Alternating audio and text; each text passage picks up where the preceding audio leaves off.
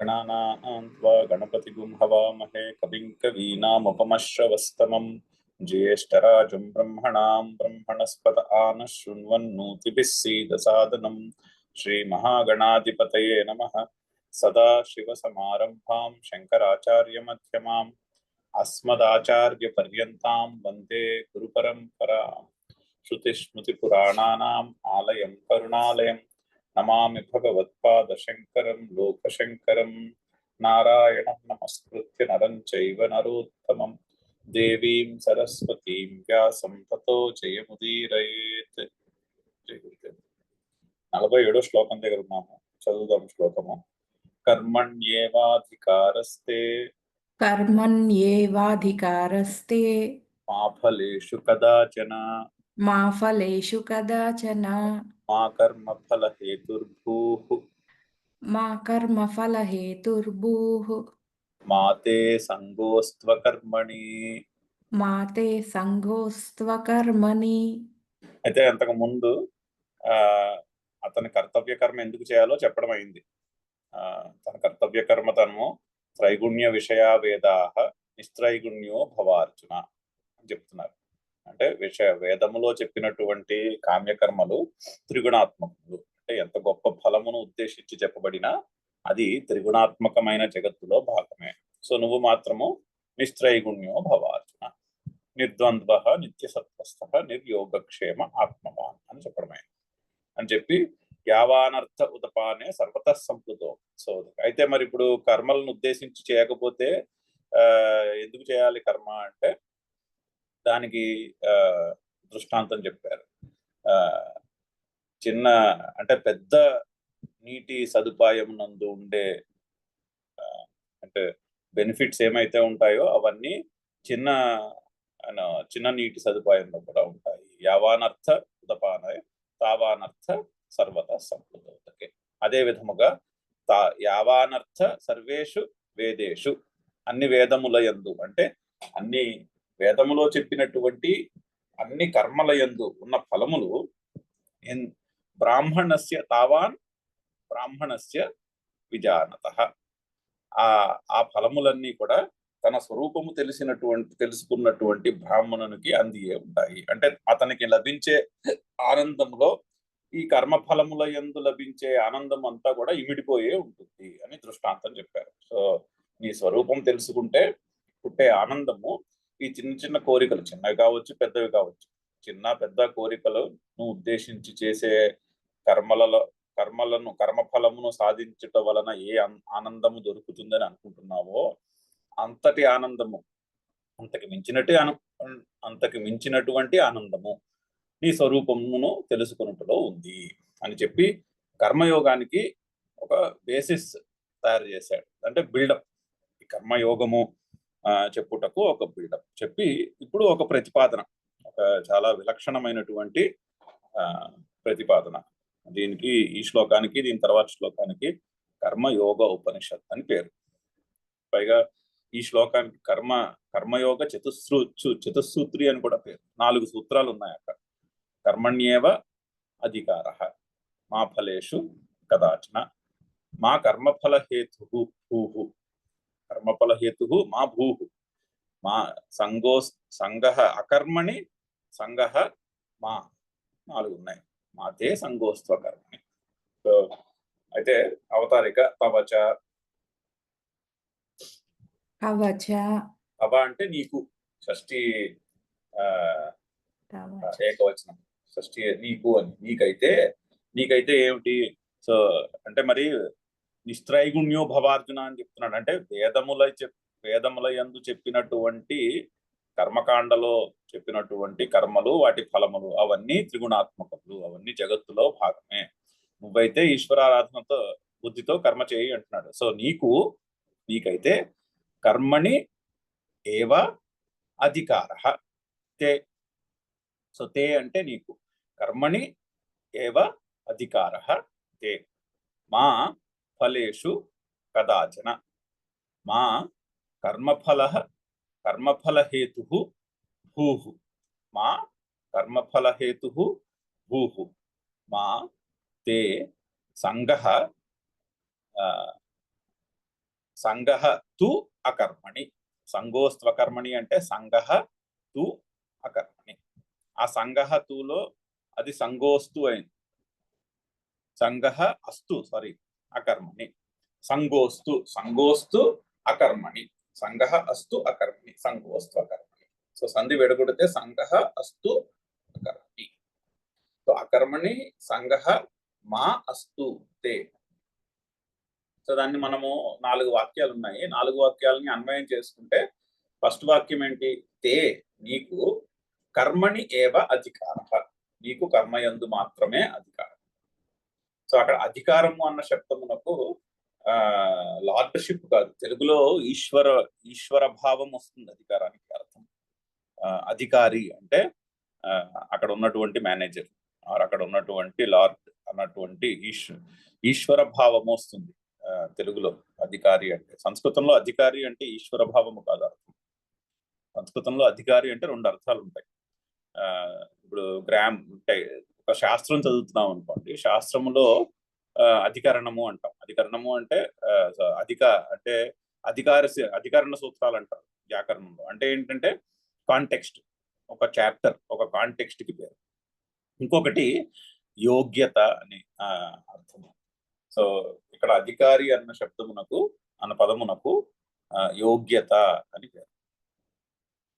So అక్కడ నీకు కర్మయందే అధికారము అంటే నీకు యోగ్యత కర్మయందే. ఏ అధికార కర్మణి ఏవ, నీకు యోగ్యత కర్మయందు మాత్రమే ఉన్నది. కాకపోతే ఎందుకు అలా చెప్తున్నారంటే మనస్సు ఎప్పుడూ కూడా కర్మ ఫలము వైపు పరిగెడుతుంది. న్యాచురల్ టెండెన్సీ, ఏ పని చేసినా ఇందులో నాకు లాభం ఏమిటి అనేటటువంటి కండిషనింగ్ తో ఉంటాం. అంటే అది బాగా కండిషన్ అయిపోయి ఉంటుంది మనసు. చిన్నప్పటి నుంచి కూడా అదే అలవాటు. ఇది చేస్తే ఈ ఫలం వస్తుంది, ఇది చేస్తే ఈ ఫలం వస్తుంది. ఫలానా చదువు, ఇప్పుడు ఇక్కడ మన సొసైటీలో చూడండి చదువులన్నీ కూడా అలాగే అయిపోయాయి. ఈ చదువు చదివితే ఈ ఉద్యోగం వస్తుంది. చదువుకోవడం, సబ్జెక్ట్ మీద ఎంత ఇంట్రెస్ట్ ఉంది స్టూడెంట్కి, సబ్జెక్ట్ మీద ఎంత ప్యాషన్ ఉంది చదువుకుందికి అన్నది సెకండరీ అయిపోయింది ఈరోజు సొసైటీలో. అందరూ ఏం చేస్తారు? అందరూ ఇంజనీరింగ్ కానీ డాక్టర్ కానీ చేయాలి. ఎందుకంటే ఆ ఇంజనీరింగ్ ఏ బ్రాంచ్ ఇంజనీరింగ్ చేసినా అదేదో ఐటీ కంపెనీలో ఉద్యోగం వస్తుంది. అలా అయిపోయింది. ఎందు మీద ఇంట్రెస్ట్ ఉన్నా కూడా ఇంజనీరింగ్ చదవాలి. ఎందుకు అంటే ఇంజనీరింగ్ చదివితే ఉద్యోగం వస్తుంది. సో అలాగే ఉంటుంది సాధారణంగా మనిషి యొక్క ప్రవృత్తి. సో ఫలమునకు అటాచ్ అయిపోతుంది మనసు చాలా తొందరగా. అందుకని అక్కడ ఏం చెప్తున్నాడు? ఫలేషు అధికార కదాచన మా ఫలేషు కదాచన అంటే ఏమిటి? అక్కడ అధికార అన్నది పెట్టుకోవాలి. ఫలేషు అధికార కదాచన మా అంటే ఫలమునందుకు కొంచెము కూడా అధికారము లేదు. అంటే నీకు యోగ్యత కర్మ చేయుట ఎందే కానీ కర్మ ఫలమును గురించి ఆలోచించుట ఎందు, కర్మ ఫలమును ఆశించుట ఎందు లేదు అని చెప్తున్నాను. అంటే మనకి డే టు డే అనుభవంలో ఉండే వ్యవహారానికి కంప్లీట్లీ ఆపోజిట్. మనం రోజు మొత్తం మీద మనం లెక్కెట్టచ్చు ఎంతమంది కనిపిస్తారో ఫలము మీద ఆసక్తి లేకుండా పనిచేసేవాళ్ళు. ఎక్కడో కానీ కనిపించరు. ఇంట్లో తల్లి కనిపిస్తుందేమో ఫలము మీద ఆసక్తి లేకుండా కనిపించదు. ఎక్కడైనా మహాత్ములు ఉంటే వాళ్ళు కనిపిస్తారేమో. మిగిలిన చోట ఎక్కడ చూసినా కూడా సమాజంలో ఫలము మీద ఆసక్తియే కర్మల యందు ప్రేరేపిస్తున్నది అని క్లియర్గా కనిపిస్తూ ఉంటుంది. కానీ ఫలముల యందు నీకు అసలు అధికారము లేదు, కర్మల యందే కానీ ఫలమునందు లేదు అని చెప్తున్నారు. అయితే మనకి గీత ఇంట్రడక్షన్ భాష్యంలో కూడా చెప్పారు ఫలము ప్రయోజనము, అక్కడ కూడా డిస్కస్ చేసుకున్నాం. కర్మకు ఫలము ఉంటుంది, ప్రయోజనము ఉంటుంది. అప్పుడు మనం ఎగ్జాంపుల్ కూడా చెప్పుకున్నాం. ఇప్పుడు ఒక ఇంజనీర్ ఫ్లైఓవర్ కట్టిస్తున్నాడు అనుకోండి, ఆర్ ఏదో రైల్వే బ్రిడ్జ్ కట్టిస్తున్నారు అనుకోండి ఒక ఇంజనీర్, ఆర్ ఒక పెద్ద బిల్డింగ్ కట్టిస్తున్నారు, ఒక హాస్పిటల్ కట్టిస్తున్న డాక్టర్ ఉన్నాడు, పెట్టిన డాక్టర్ ఉన్నాడు అనుకోండి. అక్కడ ప్రయోజనము సమాజానికి మంచి జరుగుతాయి. ఇప్పుడు ఒక ఫ్లైఓవర్ కట్టిస్తే ట్రాఫిక్ జాములు తగ్గి రోజు పొద్దున్నే ఆఫీసులకి దానికి వెళ్ళే వాళ్ళు ట్రాఫిక్ జామ్ లో ఇబ్బంది పడకుండా తొందరగా వెళ్ళగలుగుతారు, సుఖంగా వెళ్ళగలుగుతారు. అది ప్రయోజనం. ఫలము ఆ కట్టించిన ఇంజనీర్లకు వచ్చినటువంటి జీతం. సో ఇప్పుడు ఇంజనీర్ పని చేస్తున్నప్పుడు ఫోకస్ ఎక్కడ ఉండాలి చెప్పండి? ఆలోచిస్తే మనకే తెలుస్తుంది. ఆ పని నుంచి వచ్చే ఫలము మీద, ఆ జీతం మీద ఉండాలా ఫోకస్, లేకపోతే ఆ చేస్తున్న పని యొక్క ప్రయోజనం మీద ఉండాలా? ఇప్పుడు ఒక సాఫ్ట్వేర్ ఇంజనీర్ ఉన్నాడు అనుకోండి, ఏదో సాఫ్ట్వేర్ డెవలప్ చేస్తున్నాడు. ఎందుకు డెవలప్ చేస్తున్నాడు? ఎందుకంటే ఎవరికో ఉపయోగపడుతుంది అది. ఒక కస్టమర్కి ఎవరికో ఉపయోగపడుతుంది. అంటే బ్యాంకు లో మొబైల్ అప్లికేషన్ డెవలప్ చేస్తుంటే ఆ బ్యాంకు కస్టమర్లు బోల్డ్ మంది ఉంటారు, కొన్ని లక్షల మంది ఉంటారు, వాళ్ళందరికీ ఉపయోగపడుతుంది.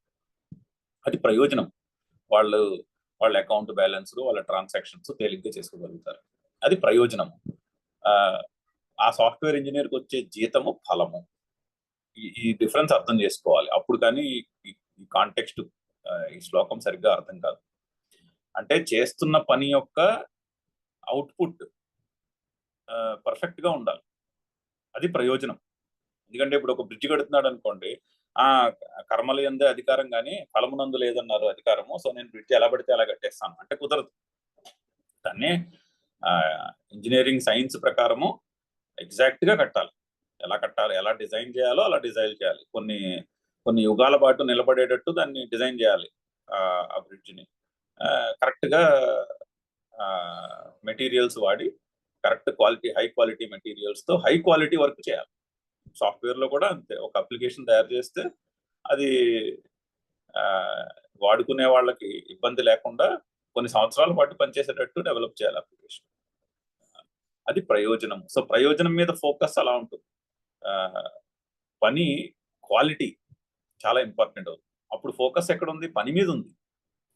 ఆ పని చేయటం వల్ల వచ్చే జీతంలో కానీ, ఆ పని చేయుట వలన వచ్చే ప్రమోషన్ మీద కానీ, ఆ పని చేయుట వలన వచ్చే పేరు మీద కానీ ఫోకస్ ఉంటే, ఫోకస్ ఉండకూడదు అని తెలుస్తూనే ఉంటుంది. ఫోకస్ జీతం మీద ఉంటే పని చెడిపోతుంది, పని క్వాలిటీ మీద ఉండదు.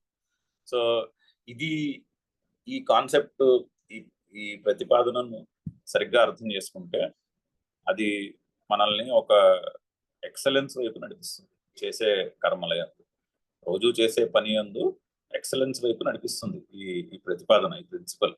ఆ పని ఇంట్లో పని కావచ్చు, ఆ పని రిలీజియస్ పని కావచ్చు, ఆ పని ఉద్యోగం కావచ్చు, ఏదైనా సరే,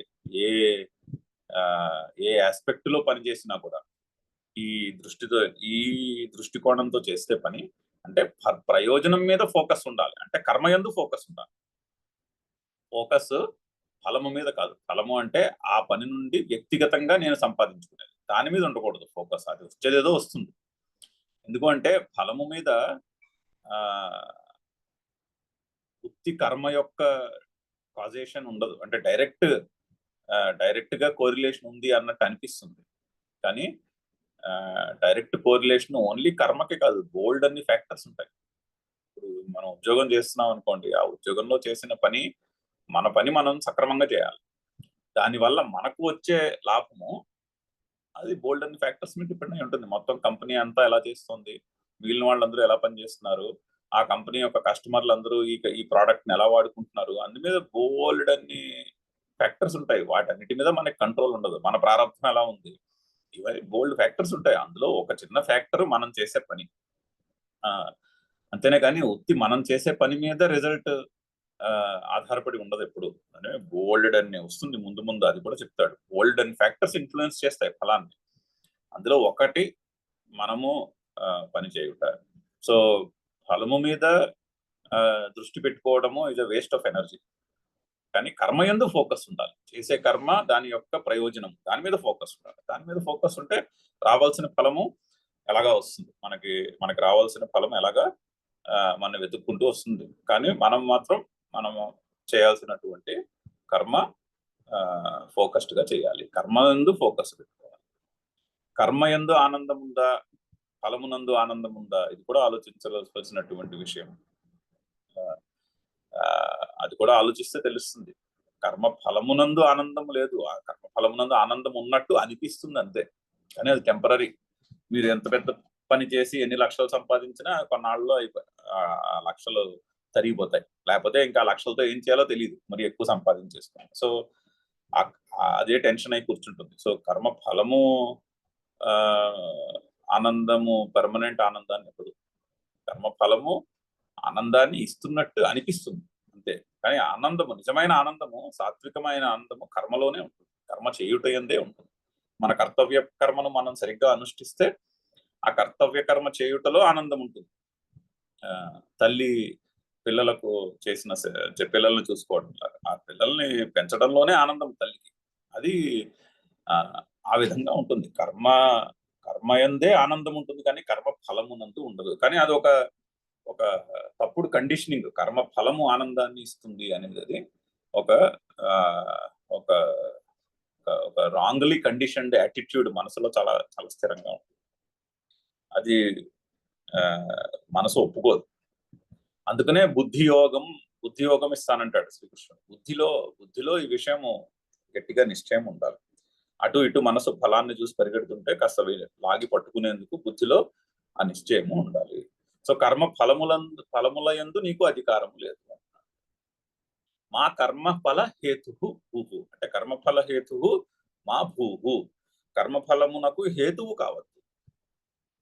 అంటే ఏమిటి?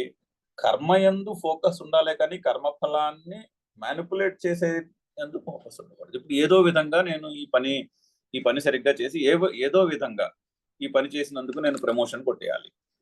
ఏదో విధంగా నేను పని చేస్తున్నాను, నేను ఎంత పని చేస్తున్నా వీళ్ళు నాకు ప్రమోషన్ ఇవ్వట్లేదు, నాకు ప్రమోషన్ ఇస్తే బాగుండు అని ఏదో విధంగా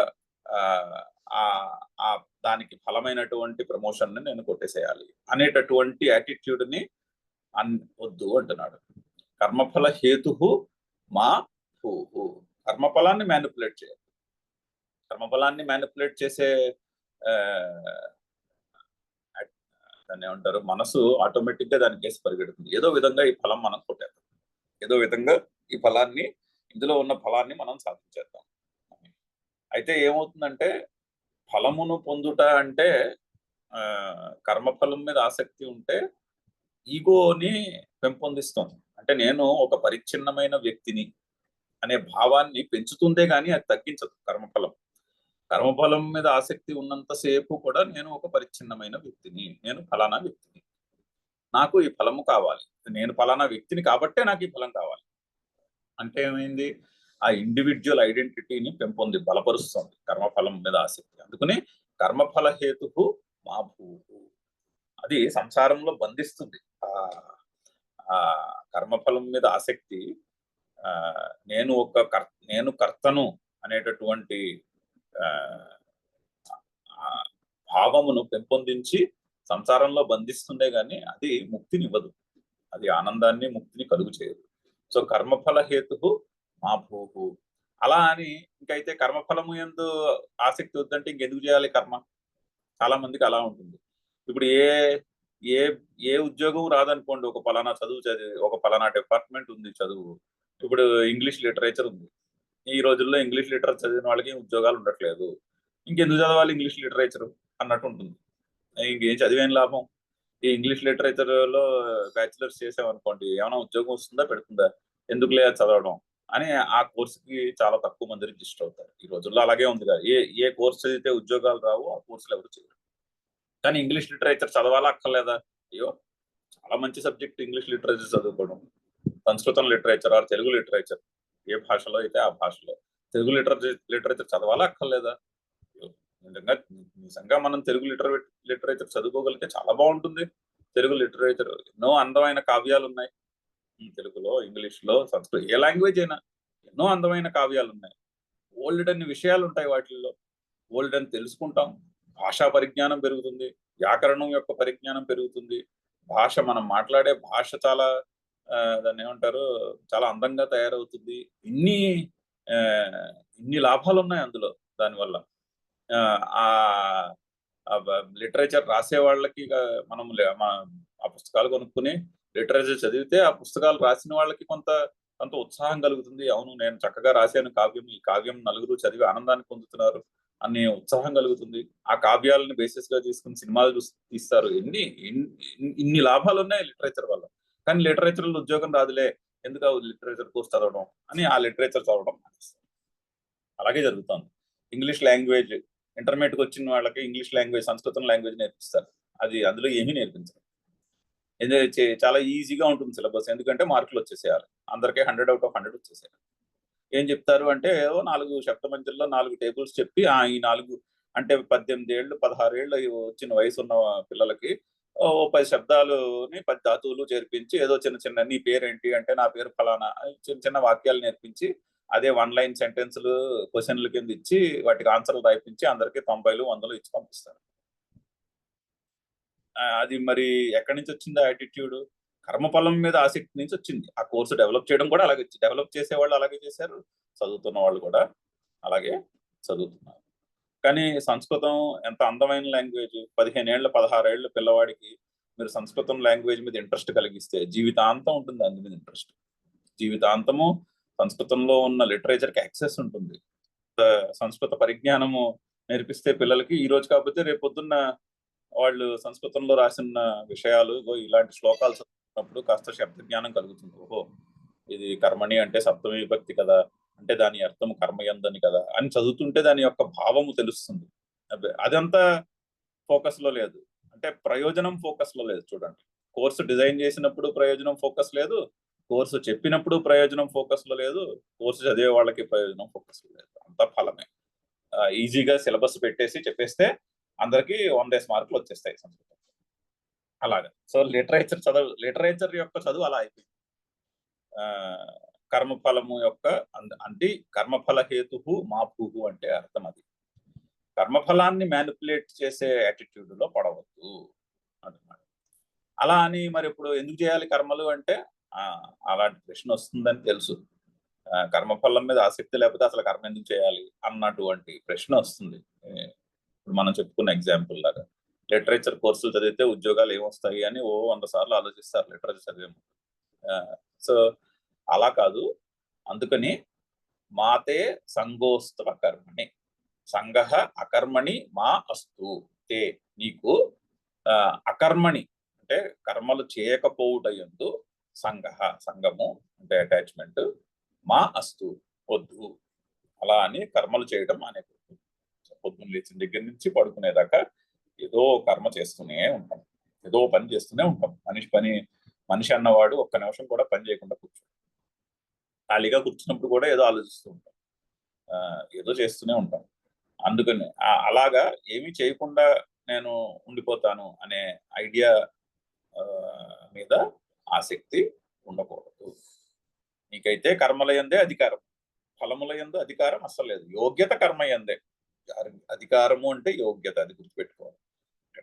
నీకు ఫలమునందు యోగ్యత లేదు, ఎందుకంటే ఫలములందు ఓల్డన్ని ఫ్యాక్టర్స్ ఇన్ఫ్లుయెన్స్ చేస్తాయి ఫలాన్ని, జస్ట్ మనం చేసే కర్మ కాదు.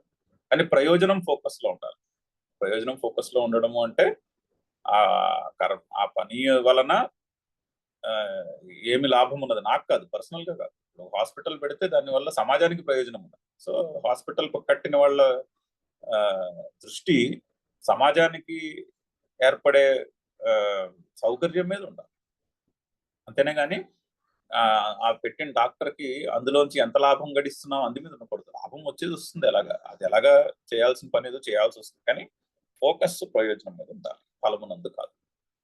కర్మఫల హేతు మా భూహు, కర్మఫలమును మ్యానిపులేట్ చేసే ధోరణిలో పడద్దు. ఏదో విధంగా ఇందులో ఫలం నేను సంపాదించేసేయాలి అనేటటువంటి ధోరణిలో పడకూడదు. అలా అని అకర్మణి సంగ మా అస్తు, కర్మలు చేయకపోవటందు అటాచ్మెంట్ పెట్టుకోకూడదు, కర్మలు చేయటం అనేకూడదు, కర్మ చేస్తూ ఉంటారు. ఇక్కడ మా అన్నది 3 సార్లు ఉంది సంస్కృతంలో. మాకి నాకి నెగేషన్, 2 రకాల నెగేషన్. మా అంటే నువ్వు చెయ్యొద్దు అనేటటువంటి దాంట్లో మా చెప్తారు, డోంట్ డూ అనే దాంట్లో మా వస్తుంది. నా అంటే అది కాదు, చెప్పేదాన్ని కాదు అనాలనుకోండి నా అంటారు. నువ్వు అలా చెయ్యొద్దు అని చెప్తే మా అని చెప్తారు. సో అందుకని ఇక్కడ 3 మాలు ఉన్నాయి, 3 కూడా డోంట్ డూ అనే ఉద్దేశంలో చెప్తున్నారు. పైగా ఇంకొక చిన్న కర్మకి కర్మ ఫలానికి ఇంకొక చిన్న తేడా ఏంటంటే కర్మ ప్రెజెంట్, కర్మ వర్తమానంలో ఉంది, కర్మఫలం వర్తమానంలో లేదు. కర్మఫలం తర్వాత ఎప్పుడో వస్తుంది, కర్మఫలము భవిష్యత్తులో ఉంది. సో వర్తమానము అంటే ఇప్పుడు ఉన్నది కర్మ మాత్రమే. ఫలము మన కల్పితం. ఫలము మన మనసులో భవిష్యత్తు యొక్క పరిస్థితిలో ఉంది. ఈ రోజు లేదు ఫలము. కర్మ ఈరోజు చేస్తే ఫలం ఎప్పుడో వస్తుంది. ఆ ఫలానికి ఎప్పుడు మనకి ప్రారంభం ఎప్పుడు ఉంటే అప్పుడు వస్తుంది దాని ఫలము. సో ఫలము కల్పితం. ఉన్నది కర్మ మాత్రమే, వర్తమానం. సో కర్మ సత్యము, కర్మయందు ఫోకస్ సత్యం. ఫలమునందు ఫోకస్ పెట్టుకుంటే అది మిథ్య. ఫలము మిథ్య, ఉన్నది కర్మ మాత్రమే. అది కూడా గుర్తించాలి. So live in the present moment అనుకుంటూ ఉంటాం.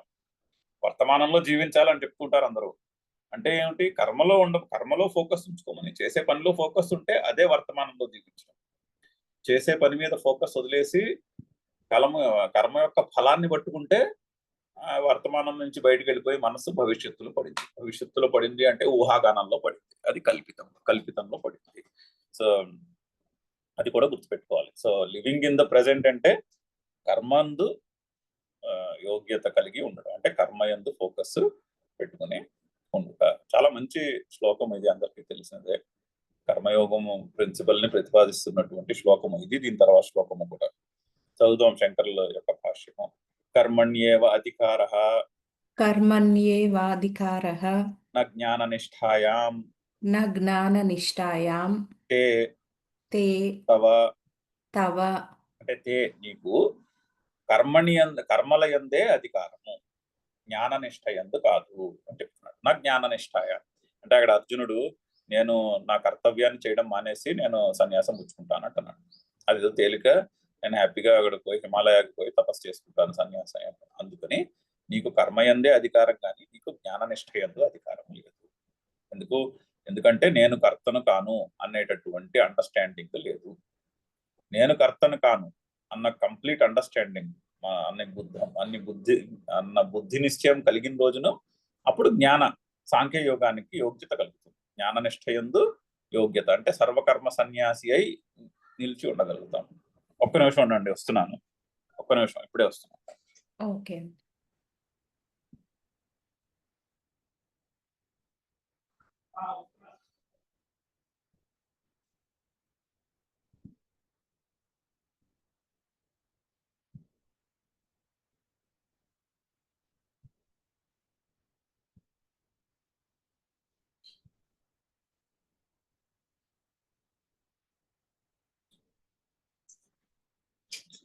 సో నీకైతే కర్మయందే అధికారం కానీ జ్ఞాననిష్ఠ యందు అధికారం లేదు.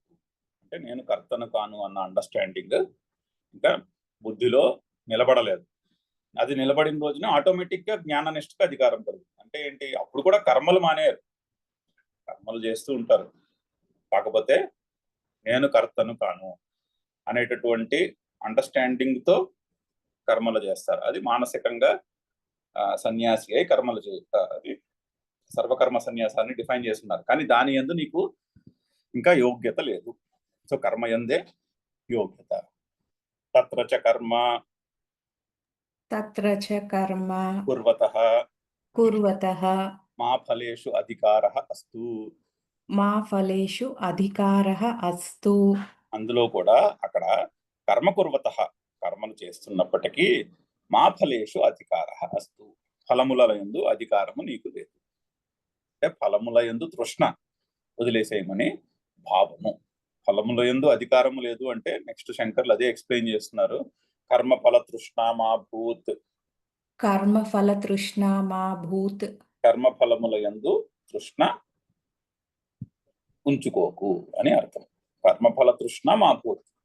అది కూడా ఎప్పుడు? కదాచన కస్యాంచిదపి అవస్థాయాం ఇత్యర్థః.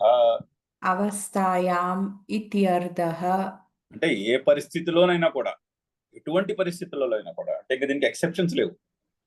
ఏ పని చేసినా, ఏ జీవితంలో ఏ స్టేజ్ లో ఉన్నా కూడా, అది చిన్నప్పుడు స్టూడెంట్ అవ్వచ్చు, తర్వాత ఫ్యామిలీ లైఫ్ లో ఉండొచ్చు, తర్వాత రిటైర్మెంట్ స్టేజ్ అయి ఉండొచ్చు, తర్వాత అన్ని వదిలేసిన స్టేజ్ అయి ఉండవచ్చు. ఏ స్టేజ్ లో ఉన్నా కూడా కర్మఫలముల యందు అధికారము లేదు. కస్యాంచిదపి అవస్థాయాం ఇత్యర్థః.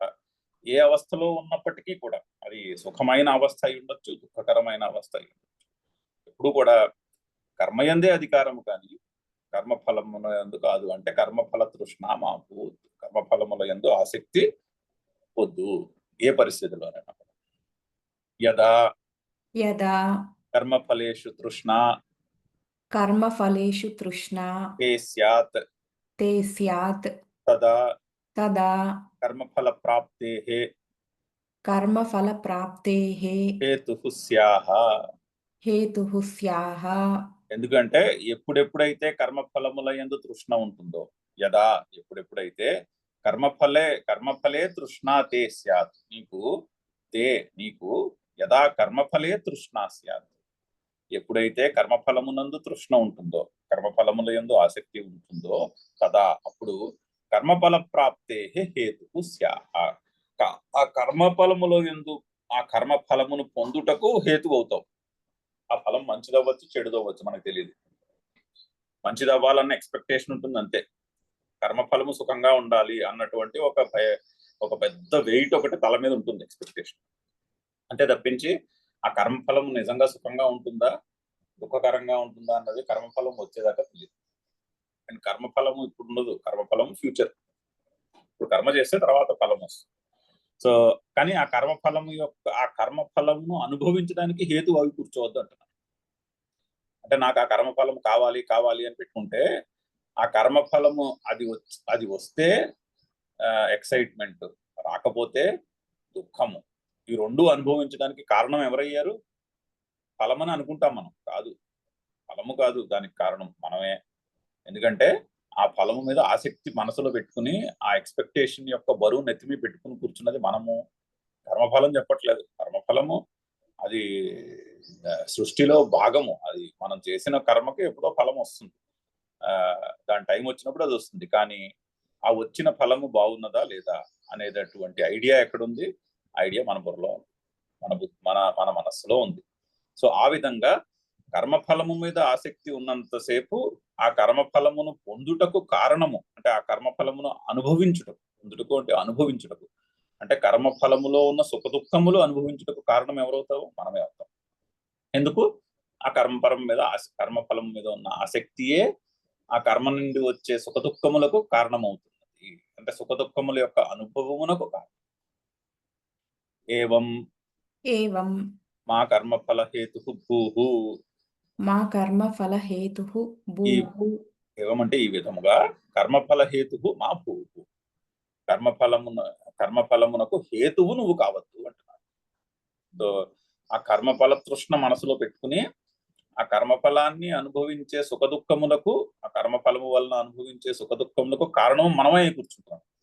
ఇప్పుడు కర్మఫలం మీద తృష్ణ లేదనుకోండి, ఇప్పుడు మనం ఏదో ఉద్యోగం చేస్తున్నాము, మన పని మనం చక్కగా చేసాము, ఆ వచ్చే ప్రమోషన్ మీద అంత ఆసక్తి లేదు. సో ప్రమోషన్ వస్తే ఆనందము, ప్రమోషన్ వచ్చినా ఆనందమే, ప్రమోషన్ రాకపోయినా ఆనందమే అనే స్టేట్ లో ఉన్నాం అనుకోండి. మనం చేసే పని మీద ఫోకస్, ఈ పని నాకు అప్పచెప్పారు, ఈ పని నేను చక్కగా చేసి నా పని నేను చేసుకుంటాను, అయిపోయింది. ఫోకస్ అంతా కర్మ మీదే. అప్పుడు ప్రమోషన్ వస్తే వచ్చింది, లేకపోతే రాలేదు. వచ్చింది అనుకోండి గ్రేట్, రాలేదనుకోండి అది కూడా గ్రేట్, కానీ నా పని నేను చేశాను కదా, సో అక్కడితో అయిపోయింది. ఆ ఫలము ఏది రావాలో అది వస్తుంది. అప్పుడు ఆ ఫలము నుంచి వచ్చిన సుఖ దుఃఖములు మన పెద్దగా ఇబ్బంది పెట్టాం. వస్తే వచ్చింది లేకపోతే లేదు అన్నట్టు ఉందనుకోండి యాటిట్యూడ్. సుఖం ఆ ఫలము వస్తే వచ్చింది లేకపోతే లేదు అన్నట్టు యాటిట్యూడ్ వచ్చింది, ఏది వచ్చినా మహాప్రసాదమే అన్నట్టు అనిపిస్తుంది. సో అందుమీద వచ్చే సుఖ దుఃఖములు మన పెద్దగా చెలింప చేయలేవు. సో ఆ విధంగా ఉండమంటున్నారు. అంటే మా కర్మఫల హేతు మా భూహు అంటే అక్కడ అభిప్రాయం అది. కర్మఫలం మీద ఆసక్తి వదిలేస్తే ఆ ఫలము వలన కలిగే సుఖ దుఃఖముల యొక్క ద్వంద్వములకు అతీతంగా ఉంటాం. సుఖమైనా ఓకే, దుఃఖమైనా కూడా ఓకే, ఇట్స్ ఓకే, ఓకే మనం చేసాము, వచ్చింది ఏదో వచ్చింది అన్నట్టు ఉంటుంది యాటిట్యూడ్. యదా హి కర్మఫల తృష్ణ ప్రయుక్తః కర్మఫలతృష్ణా ప్రయుక్తః కర్మణి ప్రవర్తతే తదా కర్మఫలస్యైవ జన్మనో హేతుః భవేత్. ఎప్పుడెప్పుడైతే కర్మఫల తృష్ణ ప్రయుక్తః కర్మణి ప్రవర్తతే, కర్మఫలమునందు ఆసక్తి పెట్టుకుని కర్మలయందు ప్రవృత్తి కలిగి ఉంటే తదా అప్పుడు కర్మఫలస్యైవ కర్మఫలమునకు కర్మఫలముయే ఏమవుతుంది, జన్మకు కారణమవుతుంది, జన్మలకు కారణమవుతుంది. ఆ కర్మఫలం రూపమైనటువంటి జన్మలు ఎందుకు వస్తాయంటే ఒక కర్మ ఆ చేసిన కర్మల యందు కర్మలలో ఉండే ఫలముల యందు ఆసక్తి వలన మరొక జన్మ కలుగుతుంది. నేను ఈ ఫలమును పొందాలి కాబట్టి ఈ కర్మ చేస్తున్నాను, నేను బోల్డంత పుణ్యం సంపాదించేసి స్వర్గానికి వెళ్ళి సుఖాన్ని అనుభవించడానికి, స్వర్గానికి వెళ్ళడానికని ఈ కర్మలన్నీ చేస్తున్నాను అని ఉంటుంది రిలీజియస్ పర్సన్ యొక్క యాటిట్యూడ్. ఈ ఈ కర్మలన్నీ చేస్తే బోల్డంత పుణ్యము మూటగట్టుకుంటాను. ఆ పుణ్యము ఎక్కడ ఎన్కాష్ అవుతుంది? పుణ్యం స్వర్గంలో ఎన్కాష్ అవుతుంది, పుణ్యం ఇక్కడ ఎన్కాష్ అవ్వదు. పుణ్యం ఎన్కాష్ చేసుకోవాలంటే స్వర్గం అవ్వాలి. అంటే ఏమిటి? ఈ జన్మ పూర్తయి స్వర్గంలో జన్మనెత్తాలి. మరి ఏమైంది? ఆ కర్మఫలం మీద ఆసక్తి మరో జన్మకు కారణం. మరి అన్ని పనులు పుణ్యకరమైన అవ్వవు కదా. ఎంత పుణ్యకరమైన పనులు చేసినా అందులో మిశ్రమం ఉంటుంది. సో ఆ మిగిలిన నెగిటివ్ కర్మని అనుభవించడానికి ఏమవుతుంది? స్వర్గంలో పుణ్యము ఎన్కాష్ అయిపోయిన తర్వాత ఆ మిగిలిన నెగిటివ్ కర్మల యొక్క ఎన్కాష్మెంట్ చేసుకుందుకు మళ్ళీ భూమి మీద పుట్టాల్సి వస్తుంది. సో ఈ విధంగా ఏమవుతుంది? ఆ మరో జన్మకు కారణము కర్మఫలం అవుతున్నది. కర్మఫలం మీద తృష్ణయే మళ్ళీ పుట్టుటకు కారణం అవుతున్నది. అందుకని కర్మఫలం మీద తృష్ణ పెట్టుకోవద్దు అని చెప్తారు శ్రీకృష్ణుడు. సో జన్మ మరణముల యొక్క సంసారము ఒక ఆ ప్రవాహము నుంచి బయటికి విముక్తి ఉండాలి అంటే స్టార్టింగ్ పాయింట్ ఏంటి? కర్మఫలం మీద ఆసక్తి వదిలేస్తారు. అంటే దానికి కారణము జన్మ మరణముల యొక్క సైకిల్ నుంచి విముక్తికి మార్గము అజ్ఞానాన్ని పోగొట్టుకోవడం. అంటే నేను ఫలానా అన్న అజ్ఞానం పోతే ఇంకా జన్మలు ఉండవు. కానీ నేను ఫలానా అన్న అజ్ఞానం ఇప్పుడు పోవట్లేగా. అప్పుడు ఏం చేయాలంటే కర్మయోగం చేయాలంటే కర్మల మీద తృష్ణ వదిలేసి చేయాలి కర్మలు. అప్పుడు చిత్తశుద్ధి ద్వారా నేను ఫలానా కాదు, నేను ఈ మనసు బుద్ధి శరీరముల యొక్క సంఘాతము కాదు అనే అండర్స్టాండింగ్ కి యోగ్యత కలుగుతుంది. సో చాలా చక్కని ప్రణాళిక. సో కర్మఫలముల మీద ఆసక్తి వదిలేస్తే మరో జన్మ ఉండదు. మరో జన్మకి కారణము కర్మఫలం మీద ఆసక్తి. అయితే ఇదంతా అయితే అసలు కర్మ ఎందుకు చేయాలి? కర్మఫలం మీద ఆసక్తి లేకుండా కర్మ చేయండి అంటే మరి నేను అసలు కర్మ ఎందుకు చేయాలయ్యా అన్న ప్రశ్న వస్తుంది. అదే చెప్తున్నారు నెక్స్ట్. యది కర్మఫలం నేష్యతే కిం కర్మణా దుఃఖరూపేణ ఇతి. మరి ఇంకా కర్మ ఎందుకు చేయాలి? ఎటువంటి కర్మలు? పైగా దుఃఖరూపేణ. సో కర్తవ్య కర్మ కావచ్చు, అది రిలీజియస్ కర్మ కాదు, ఎస్పెషలీ రిలీజియస్ కర్మలు కూడా. అవేమీ ఇప్పుడు ఒక వ్రతం చేయాలనుకోండి, అదేమీ తేలిగ్గా అయ్యే పని కాదుగా. దుఃఖరూపం కర్మ చేయడంలో బోల్డంత ఎఫర్ట్ పడుతుంది. ఇప్పుడు ఒక హోమం చేయాలనుకోండి, బోల్డంత పని చేయాలి. దానికి అన్ని కావాల్సిన సంభారాలన్నీ తెచ్చుకోవాలి, పురోహితుడిని పురమాయించాలి, అక్కడ కూర్చోవాలి, చేయాలి, ఆ పని అంతా చేసుకోవాలి. మరి అదేమీ తేలిగ్గా అయ్యే పని కాదు కదా. మరి ఇంత కష్టపడి పనులు ఎందుకు చేయాలి? దుఃఖరూపేణ కర్మణా కిం, అసలు ఎందుకు చేయాలి కర్మలు? యది కర్మఫలం నేష్యతే, అయితే కర్మఫలాన్ని మీద ఆసక్తి లేకుండా ఉండాలంటే అసలు కర్మలు ఎందుకు చేయాలి నేను అని ప్రశ్న వస్తుంది. అది ప్రశ్నకే సమాధానం మాతే అలా కుదరదు అంటున్నాడు. నీకు అలా కుదరదు. తే అంటే తవ సంగః అస్తు అకర్మణి అకరణే ప్రీతిః మా భూత్. సంగః అస్తు అకర్మణి. అది కదా సెంటెన్స్. మాతే సంగోస్త్వ కర్మణి, మాతే సంగః అస్తు అకర్మణి అంటే ఏమిటి అర్థము? అకరణే ప్రీతిః మా భూత్. కర్మలు చేయకుండా ఉండుట యందు ప్రీతిః మా భూత్. ప్రీతి వద్దు, అటువంటి ఆసక్తి పెంచుకోకూడదు నువ్వు చెప్తున్నారు. సో కర్మలు ఎందుకు అంటే దీనికి సమాధానం తర్వాత వస్తుంది. మనిషి అన్నవాడు కర్మలు చేయకుండా ఉండలేడు. పుట్టిన దగ్గర నుంచి పడుకునేదాకా కర్మలు చేస్తూనే ఉంటాం. చేయకుండా అంటే పుట్టింది దగ్గర నుంచి మరణించేదాకా ఏదో పని చేస్తూనే ఉంటాం. పని చేయకుండా ఉండడం అనే స్టేట్ ఉండదు. అనిపిస్తుంది అంతే. ఏమి చేయకుండా అలా ఖాళీకి కూర్చున్నాను కదా అనిపిస్తుంది, కానీ అది కూడా పనే. అది కూడా ఏమీ చేయకుండా ఉండుట అనే కర్మ చేస్తున్నాం. సో కర్మ లేని మూమెంట్ అంటూ ఉండదు. ఏదో పని నడుస్తూనే ఉంటుంది మన ద్వారా. కాకపోతే ఆ కర్మఫలం మీద ఆసక్తి వదిలేసుకుని చేయు కర్మలు అని చెప్తున్నారు. చాలా చక్కటి ప్రతిపాదన. నెక్స్ట్ శ్లోకం చదువుదాము. ఒకసారి శ్లోకం చదివేసి ముందుకెళ్దాం. కర్మణ్యేవాధికారస్తే కర్మణ్యేవాధికారస్తే మా ఫలేషు కదాచన మా ఫలేషు కదాచన మా కర్మఫల హేతుర్భూః మా కర్మఫలహేతుర్భూః మా తే సంగోస్త్వకర్మణి మా తే సంగోస్త్వకర్మణి యోగస్థః కురు కర్మాణి యోగస్థ కురు కర్మాణి సంగం త్యక్త్వా ధనంజయ సంగం త్యక్త్వా ధనంజయ సిద్ధ్యసిద్ధో సమో భూత్వా సిద్ధ్యసిద్ధో సమో భూత్వా సమత్వం యోగ ఉచ్యతే. సమత్వం యోగ ఉచ్యతే. అవతారికి చదువుదాము ముందు.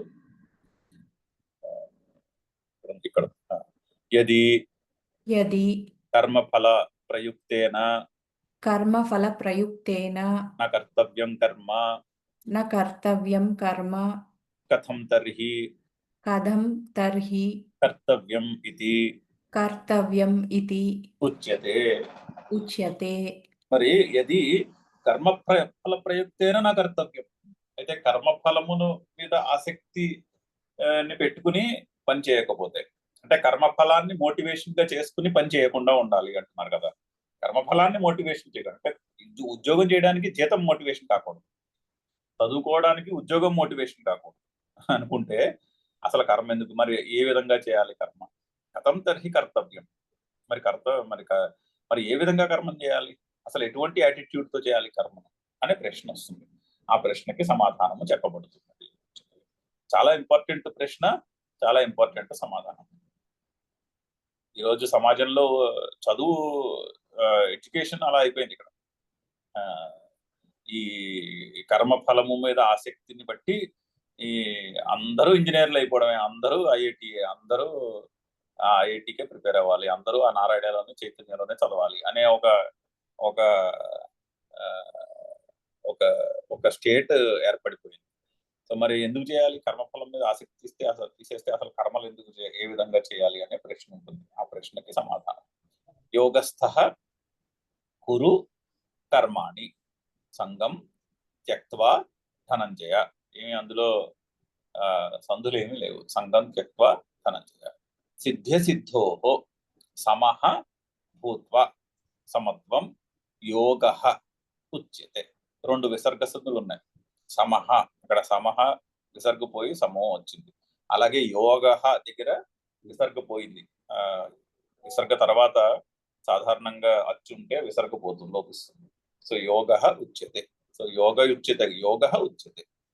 కాకపోతే సంధిలో అది విసర్గ లోపించింది. సో రెండు సందులు ఉన్నాయి అంతే. అదర్వైజ్ పదాలన్నీ విడిగానే ఉన్నాయి. సో ధనంజయ, ఓ ధనంజయ, అర్జునుడికి ధనంజయుడు అని పేరు. ధనంజయ అంటే ధనమును సంపాదించిన వాడని. ఓసారి ఎప్పుడో ధర్మరాజు గారు ఏదో యజ్ఞమో ఏదో క్రతువో చేయడానికి చేయాలి, కానీ డబ్బు లేదంటాడు. డబ్బు లేదంటే అప్పుడు శ్రీకృష్ణుడు, డబ్బు లేదంటే ఖజానాలో డబ్బు లేకపోవడం కాదు, ఖజానాలో డబ్బు ఉంటుంది, కానీ డబ్బులతో యజ్ఞాలు చేయకూడదు. యజ్ఞము అది ఖజానాలో డబ్బు ప్రజల గురించి వాడాలి. యజ్ఞము అవి చేయాలంటే డబ్బులు డొనేషన్స్ కలెక్ట్ చేసి చేసుకోవాలి. సో అర్జునుడిని పురమాయిస్తారు. అదేదో సామంతరాజులు ట్యాక్స్ కట్టట్లేదు, కొన్ని సంవత్సరాల మట్టి వాళ్ళు రిబెల్ చేస్తున్నారంటే అక్కడికి పంపిస్తారు. అర్జునుడు వాళ్ళతో యుద్ధం చేసి ఆ డబ్బును సంపాదించుకొని వస్తాడు. సో అందుకని అర్జునుడికి ధనంజయ అని పేరు. అంతేనే కాదు, స్పిరిచువల్ గా కూడా ఆలోచించినప్పుడు అధ్యాత్మ సాధనకు ఉన్న శిష్యునికి ఆ అధ్యాత్మ సాధనకు కావలసినటువంటి ధనాన్ని సంపాదించుకోవాలి. ధనము అంటే కేపబిలిటీ అని కూడా అర్థం చేసుకోవచ్చు. అంటే ఇప్పుడు మనం క్లాస్కి వెళ్ళాలనుకోండి, ఫర్ ఎగ్జాంపుల్ ఫిజిక్సే చదువుకుందాం అనుకుంటున్నాం, ఫిజిక్స్ మాస్టర్ దగ్గర ట్యూషన్కి వెళ్తున్నాం. ట్యూషన్కి వెళ్ళినప్పుడు అయ్యో నేను నోట్బుక్ మర్చిపోయాను, నా దగ్గర పెన్ లేదు అంటే ఏమవుతుంది? ఏమీ అవుతుంది. సో అది ఆ కాంటెక్స్ట్ లో అక్కడ ధనం అది. సో పుస్తకము పెన్ను చేత్తో పట్టుకుని మాస్టర్ దగ్గరికి వెళ్ళాలి. సో మాస్టర్ చెప్పింది విని రాసుకుంటుంది. ఆ పుస్తకం పెన్ను నేను మర్చిపోయాను అనుకుంటే కుదురుతుందా? కుదరదుగా. అలాగా. సో అర్జునుడికి ఆ క్వాలిటీ ఉంది, ధనంజయ. అందుకని అర్జునుడిని ధనంజయ అని సంబోధిస్తున్నాడు. ధనంజయ కర్మాణి కురు, కర్మలను చేయు. కర్మాణి అనేది బహువచనం. కర్మాణి కురు, కర్మణి కర్మాణి, కర్మలను చేయుము. ఎలా చేయాలి? యోగస్థ, యోగమునందు నిలుచుని కర్మలు చేయంటున్నాడు. యోగమును, బీయింగ్ ఎస్టాబ్లిష్డ్ ఇన్ యోగా, యోగమునందు ఉండి కర్మలు చేయడం అంటే ఏమిటి? సంగం త్యక్త్వ, అంటే కర్మఫలముల యందు సంగమును వదిలేసి, కర్మఫలముల మీద తృష్ణ వదిలేసి, యోగస్థ కురు కర్మాణి, అన్ని కర్మలు కూడా. అక్కడ దానికి అడ్జెక్టివ్ లేదు.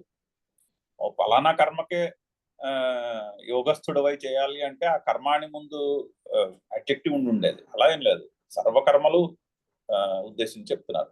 అన్ని కర్మలను కూడా ఎలా చేయాలి? యోగస్థ కురు కర్మాణి, యోగమునందు నిలబడిన వాడివై చేయుము కర్మ. అంటే ఏంటి? సంగమును వదిలేసి.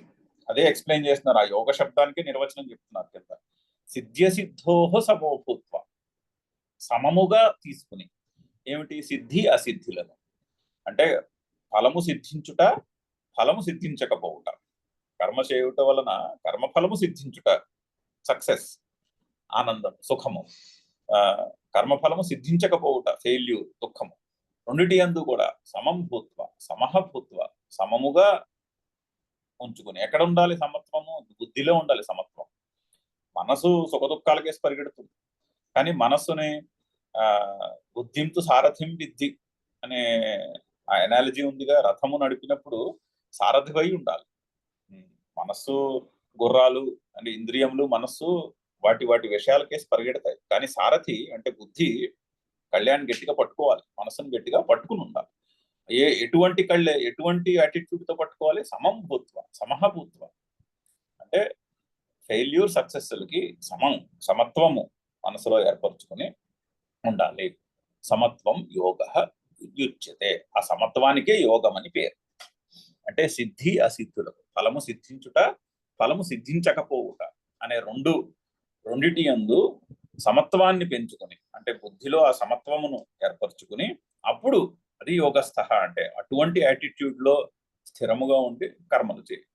కురు కర్మాణి, యోగస్థ కురు కర్మాణి, సంగం త్యక్త్వా ధనంజయ. సిద్ధ్యసిద్ధో సమోభూత్వ, సమత్వం యోగ యుజ్యతే. ఎంత చక్కని ప్రిన్సిపల్. చాలా క్లియర్ గా, ఎక్కడ కన్ఫ్యూజన్ కి అవకాశమే లేకుండా చాలా చక్కగా ప్రతిపాదించినటువంటి యాటిట్యూడ్. పైగా యోగస్థ కురు కర్మాణి అంటే ప్రజెంట్ లో ఉండడం, అంటే ఫలముల గురించి మనస్సును ఫలములకేసి వెళ్ళనివ్వకుండా ప్రజెంట్ మూమెంట్ లో ఉంచుకుని పనిచేయుట, అది యోగస్థ కురు కర్మాణి. సంగం త్యక్త్వా ధనంజయ అంటే అది అక్కడ వర్తమానంలో ఉండి పనిచేయుట, అంటే సంఘం మీద ఆసక్తి వదిలేసి చేసే పని యందు ఫోకస్ పెట్టుకుని పని చేయుట. వివేకానంద ఎక్స్ప్లెనేషన్ లో ఆయన 2 టర్మ్స్ వాడతారు. Working as a slave, working as a master. Working like a master. Working like a slave అంటే ఫలతృష్ణ, ఫలాకాంక్షతో పని చేయడాన్ని వర్కింగ్ లైక్ ఏ స్లేవ్ అంటారు స్వామి వివేకానంద. ఫలతృష్ణ లేకుండా పనిచేయడాన్ని వర్కింగ్ లైక్ ఏ మాస్టర్. అంటే ఫలము యొక్క ప్రయోజనం, ఫలము కాదు, కర్మ యొక్క ప్రయోజనం మీద ఫోకస్. ఇప్పుడు ఇంజనీర్ బ్రిడ్జ్ కట్టే పనిలో బ్రిడ్జ్ మీద ఫోకస్, బ్రిడ్జ్ యొక్క ప్రయోజనము దాని మీద ఫోకస్. అప్పుడు బ్రిడ్జ్ సరిగ్గా కడతారు, ఎందుకంటే అందు మీద కొన్ని సంవత్సరాల పాటు అందుమించి వెహికల్స్ వెళ్తాయి. అది పడిపోతే కుదురుతుందా? కుదరదు కదా.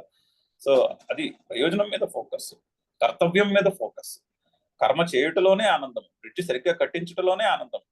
ఒక కాంప్లికేటెడ్ స్ట్రక్చర్ ని డిజైన్ చేసి దాన్ని కట్టించటలోనే ఆనందం.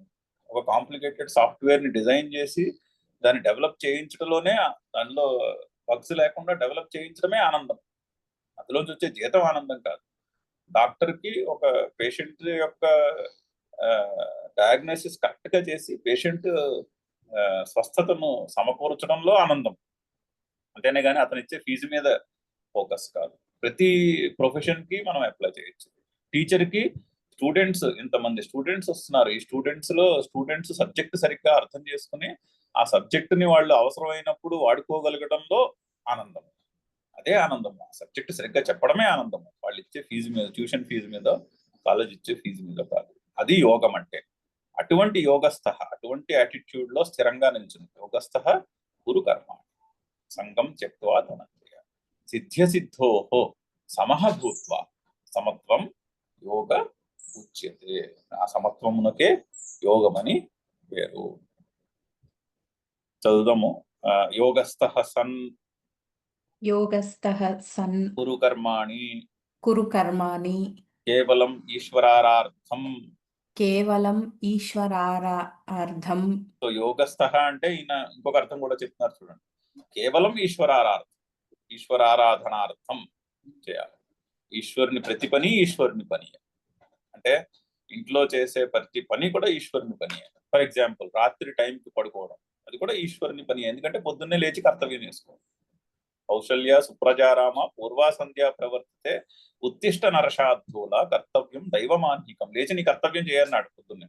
అంటే లేచి పొద్దున్నే కర్తవ్యం చేయాలంటే రాత్రి సరిగ్గా పడుకోవాలి. అంటే రాత్రి టైంకి పడుకోవడం కూడా ఈశ్వరారాధనమే అవుతుంది. అలా అటువంటి యాటిట్యూడ్. ప్రతి పని కూడా రాత్రి టైంకి ఫోన్ చేసి, రాత్రి లైట్ గా ఫోన్ చేసి టైంకి పడుకోవాలి. ఎందుకు? పొద్దున్నే టైంకి లేవాలి. పొద్దున్నే టైంకి ఉత్సాహంతో లేచి నా పని నేను చకచక చేయాల్సిన కర్తవ్యం చేసేయాలి.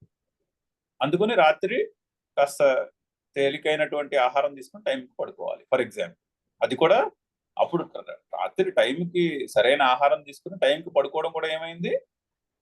ఈశ్వరారాధనమే. శరీరాన్ని ఫిట్ గా ఉంచుకోవాలి. ఎందుకంటే పొద్దున్నే లేచి రోజు కర్తవ్యం చేయగలగాలి. అనారోగ్యంతో బాధపడకుండా లేచి మన కర్తవ్యం చేయగలగాలి. అంటే శరీరాన్ని అనారోగ్యం రానివ్వకుండా జాగ్రత్తగా ఫిట్ గా ఉంచుకోవడం ఏమైంది? ఈశ్వరారాధనమే. సో ప్రతి ఈశ్వరారాధనం అంటే ఏదో పెద్ద క్రతువు చేయడం అక్కర్లేదు. ప్రతిదీ ఈశ్వరారాధన వస్తుంది. అటువంటి యాటిట్యూడ్ తో పనిచేయమని చెప్తున్నాను. యోగాన్ని మనం సరిగ్గా ఆలోచిస్తే ప్రతి పనిని కూడా అలా ట్రాన్స్లేట్ చేసుకోవచ్చు. ప్రతి పని చేసే ప్రతి పని కూడా ఈశ్వరారాధన కింద ట్రాన్స్లేట్ చేసుకుని చేయమంటారు. కేవలం ఈశ్వరారాధన. తత్రాపి ఈశ్వరః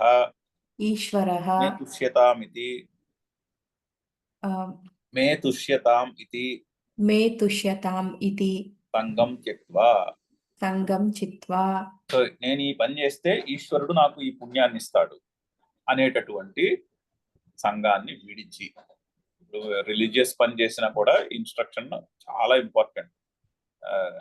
గుడికి వెళ్ళి పూజలు చేయొచ్చు, కానీ ఈ పూజ చేస్తే ఈశ్వరుడు నాకు ఈ ఫలాన్ని ఇస్తాడు అనేటటువంటి సంఘాన్ని వదిలేసి విష్ణు సహస్రనామం చదువుకోవాలి. చాలా బాగుంటుంది. విష్ణు సహస్రనామం వెనకాల ఉన్నటువంటి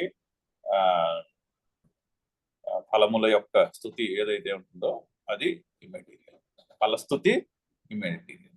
కాబట్టి మనకి సమాజంలో ఏం కనిపిస్తుంది? ప్రతి స్తోత్రానికి స్తోత్రం కంటే పెద్దది ఉంటుంది ఫలస్థుతి. అలా పెరిగిపోయాయి ఫలస్థుతులు. వాటికి ఇంకా ఇంకా యాడ్ చేసుకుని ఓవర్ ద ఇయర్స్ ఫలస్థుతులు స్తోత్రాల కంటే పెద్దవై కూర్చున్నాయి ఈరోజు. సో కానీ ఫలస్థుతులన్నీ తీసి పక్కన పెట్టేసేయాలి. నన్ను అడిగితే ప్రతి స్తోత్రం మేరకున్న ఫలస్థుతి శ్లోకాలను తీసి ఎక్స్క్లూడ్ చేసేసేయాలి. ఎక్స్క్లూడ్ చేసేసి ఓన్లీ స్తోత్రం మాత్రం చదువుకోవాలి. అలా సో ప్రతి దాంట్లోనూ కూడా నేను ఈ పని చేస్తే, రిలీజియస్ వర్క్ కూడా నేను ఈ పని చేస్తే ఈశ్వరుడు నాకు ఈ సుఖాన్ని కలిగిస్తాడు, ఈ ఫలాన్ని కలిగిస్తాడు అనేటటువంటి సంగము లేకుండా వదిలేసి సంగం త్యక్త్వా చేయమంటారు. ధనంజయ ఫలతృష్ణా శూన్యేన క్రియమాణే కర్మణి సత్వశుద్ధిజా జ్ఞానప్రాప్తి లక్షణ సిద్ధి. ఇక్కడ శంకర్లు సిద్ధి అసిద్ధిని కొంచెం చక్కగా డిఫైన్ చేస్తున్నారు. అంటే మనము కర్మఫలం మీద ఆసక్తి వదిలేసి కర్మఫల తృష్ణా శూన్యేన క్రియమాణే కర్మణి. కర్మఫలం మీద ఆసక్తి వదిలేసి కర్మలు చేస్తే ఏమవుతుందంటున్నారు?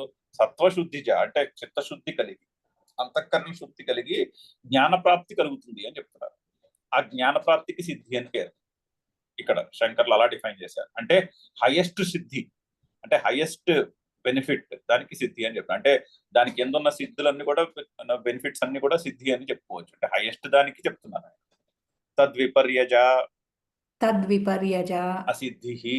అసిద్ధిః ఆ జ్ఞానప్రాప్తి కలగకపోవడం అసిద్ధి. అంటే ఇప్పుడు మనం కర్మయోగం చేస్తే అంతఃకరణ శుద్ధి కలిగి జ్ఞానానికి యోగ్యత కలుగుతుందని చెప్తున్నారు. ఇప్పుడు మరి దాని మీద కూడా ఆసక్తి పెట్టుకోవద్దు.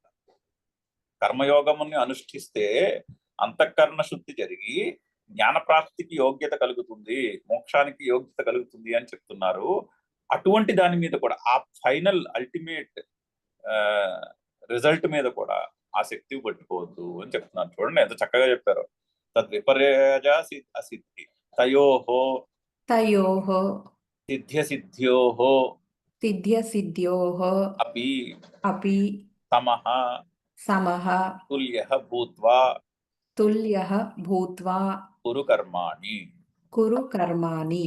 అది ఆ అల్టిమేట్ రిజల్ట్ అయినటువంటి జ్ఞానమునకు యోగ్యత కలుగుట, జ్ఞానమునకు యోగ్యత కలగకపోవుట. ఈ కర్మయోగం చేయడంలో ఏమిటి లాభము? కర్మయోగం చేస్తే అంతఃకరణ శుద్ధి జరిగి నేను కర్తను కాదు అని తెలుస్తుందని చెప్తున్నారు. ఒకవేళ తెలిస్తే అది సిద్ధి, తెలియకపోతే అది అసిద్ధి. దాని మీద కూడా అంటే ఆ ఫేవరిష్నెస్ ఉండకూడదు. నేను కర్మయోగం చేసేస్తున్నాను, 2 రోజులు మట్టి నాకేమీ అంతఃకరణ శుద్ధి కలగట్లేదు, నాకు లోపల మనశ్శాంతి కలగట్లేదు అనేటటువంటి ఆ ఫేవరిష్నెస్ అది కూడా ఉండకూడదు. అది కూడా తయోహ సిద్ధ్యసిద్ధ్యోహ అపి, అటు మీద కూడా సమహ, వాటి విషయంలో కూడా సమహ తుల్య భూత్వా కురు కర్మ. ఇంకొకటి ఉంది ఎక్స్ప్లెయిన్ చేయాల్సింది. మరి యోగం అంటే ఏమిటి? కహ అసౌ యోగ కః అసౌ యోగః యత్ర స్థః కురు ఇతి ఉక్తం. యత్ర స్థః కురు ఇతి ఉక్తం. అంటే యోగస్థః కురు అని ఉందిగా, మరి యోగం అంటే ఏమిటి? ఎక్కడ కూర్చోవాలి? యోగంలో నిలబడి కర్మ చేయంటున్నారు. మరి యోగం అంటే ఏమిటి? కహ అసౌ యోగ యత్ర స్థః కురు ఇతం. ఎక్కడైతే దేని ఎందైతే నిల్చుని కర్మ చేయమంటున్నారో ఆ యోగం అంటే ఏమిటి అని ప్రశ్న. ఇదమేవ తత్ తత్ సిద్ధ్యసిద్ధ్యోః సిద్ధ్యసిద్ధ్యోః సమత్వం యోగః ఉచ్యతే. సమత్వం యోగః ఉచ్యతే. చెప్పినదే అంటే కర్మయోగము చేసి అంతఃకరణ శుద్ధిని ప్రాప్తి చేసుకుని అంతఃకరణ శుద్ధి ద్వారా జ్ఞానానికి యోగ్యత కలగ చేసుకున్నట సిద్ధి, జ్ఞానానికి యోగ్యత కలగకపోవట సిద్ధి. ఈ సిద్ధి అసిద్ధి విషయంలోనే సమత్వమును ఉంచుకున్నట యోగము అంటున్నారు. అంటే హైయెస్ట్ అల్టిమేట్ బెనిఫిట్ కూడా అట్రాక్ట్ అవ్వద్దు అంటున్నారు. సరే, చిన్న చిన్న బెనిఫిట్స్ కి అట్రాక్ట్ అవ్వట్లేదండి, బాగుంది, కానీ అల్టిమేట్ దానికి కూడా అట్రాక్ట్ అవ్వకూడదు. వాటి అల్టిమేట్ బెనిఫిట్ ఎందుకు కూడా ఆసక్తి ఉంచుకోకూడదు. ఇదమేవ సిద్ధ్యసిద్ధ్యోః సమత్వం యోగ ఉచ్యతే. యోగానికి ఇచ్చిన డెఫినేషన్ అది. ఎంత చక్కని డెఫినేషన్. ఒకసారి శ్లోకం చదివి అక్కడితో ఆపుతాను. యోగస్థః కురు కర్మాణి యోగస్థః కురు కర్మాణి సంగం త్యక్త్వా ధనంజయ సంగం త్యక్త్వా ధనంజయ సిద్ధ్యసిద్ధ్యోః సమో భూత్వా సిద్ధ్యసిద్ధ్యోః సమో భూత్వా సమత్వం యోగ ఉచ్యతే. సమత్వం యోగ ఉచ్యతే. ఇక్కడ యకారం పోయింది, ప్రింట్ మిస్టేక్. సిద్ధ్యసిద్ధ్యోః సమో భూత్వా. పుస్తకం లేకపోతే రాసుకోండి. సిద్ధ్యసిద్ధ్యోః సమో భూత్వా, అక్కడ ప్రింట్ మిస్టేక్ లో యకారం. సిద్ధ్యసిద్ధ్యోః సమో భూత్వా సమత్వం యోగ ఉచ్యతే. ఓం పూర్ణమద పూర్ణమిదం పూర్ణాత్ పూర్ణముదచ్యతే పూర్ణస్య పూర్ణమాదాయ పూర్ణమేవావశిష్యతే. ఓం శాంతి శాంతి శాంతి.